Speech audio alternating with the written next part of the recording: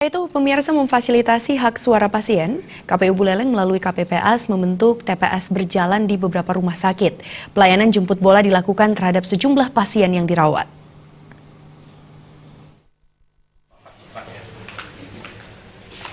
Pelayanan pencoblosan yang dilakukan oleh TPS berjalan di sejumlah rumah sakit di Buleleng langsung dilakukan oleh petugas PPS tepat pada pukul 12 WITA.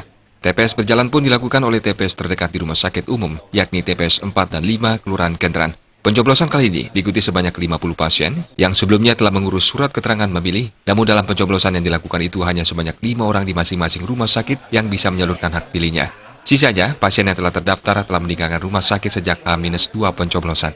Kepala PPS Kelurahan Kenteran, Pasak Yasa mengaku pencoblosan ini dari 2 TPS di Kelurahan Kenteran ini melayani 2 rumah sakit yakni RSUD Buleleng dan RS Bros Singaraja. Namun dari pencoblosan yang dilakukan, pasien hanya berhak mendapatkan sebanyak 4 surat suara, yakni DPD RI, DPR RI, DPR Provinsi, serta Presiden dan Wakil Presiden.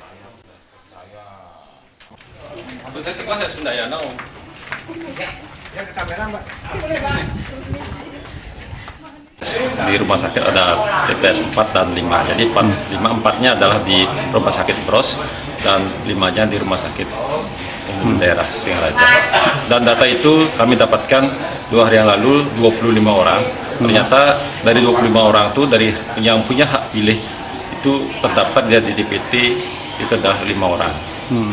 Jadi itu permasalahannya yang kami dapatkan untuk di rumah sakit umum Singaraja, dan untuk di rumah sakit Bros juga 25 orang yang punya hak pilih adalah di DPT tempat lain juga ada 5 orang.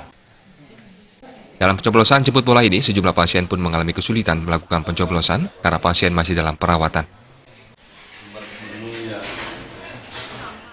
Komang Yuda, Bali TV.